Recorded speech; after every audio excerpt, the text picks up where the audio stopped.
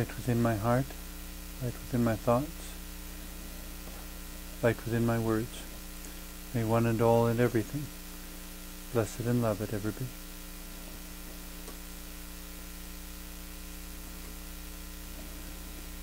Welcome. I am Sister Hu.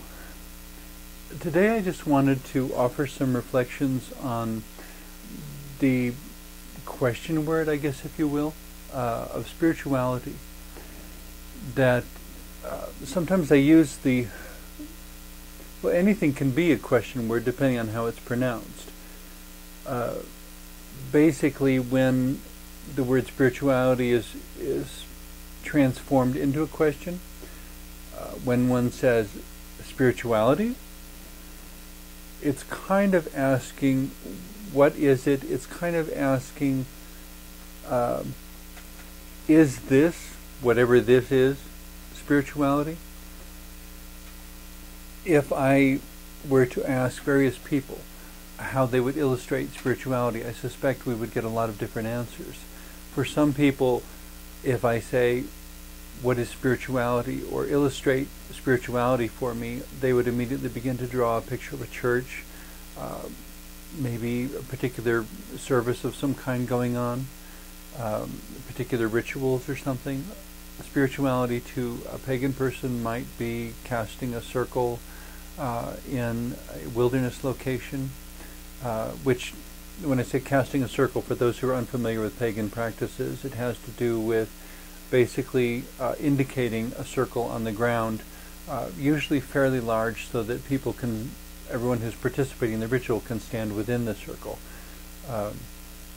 Sort of an imaginary line, if you will. Imaginary may not be the best word, though, because for them, for the participants, it's not so much that it's imaginary as that it is a spiritual, invisible, but for ritual purposes, real circle around them, perhaps like a curtain or a wall even. And yet, of course, it's something that is agreed upon in a spiritual or imaginary sort of way. Imaginary not in the sense of it's not true, but imaginary in the sense of projecting an image. Probably, depending on who you ask, I suppose, anyone walking by near the location might see a circle of people there. Some, and maybe in some cases it does. Some pagans would probably suggest that when they cast a spell of invisibility, that anyone walking by wouldn't see them, either because they're distracted or somehow seeing the people there doesn't register or something. Without getting into big digressions on all the claims and everything, though, the point of this show is about wrestling with this question of spirituality. What makes it spiritual anyway? Personally, I believe there's a spiritual part of every person, what some might call the soul. That non-physical part of us that makes us who we are on an individual level. And that even that non-physical part of us on an individual level may have relationships to all that is around it, the natural world, spiritual realities that we can't see, but maybe some part of us senses that they're there.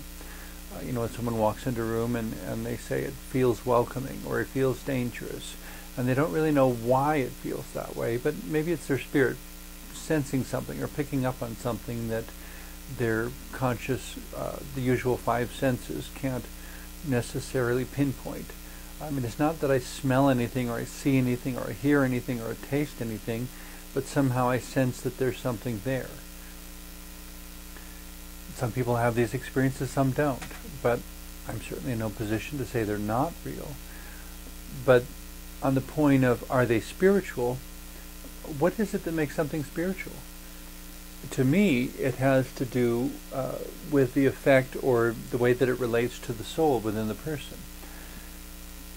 Spirituality, in its broadest sense, I would suggest, is the relationship between our souls and the souls of whatever's around us, the souls of others, the souls of animals, the soul of God.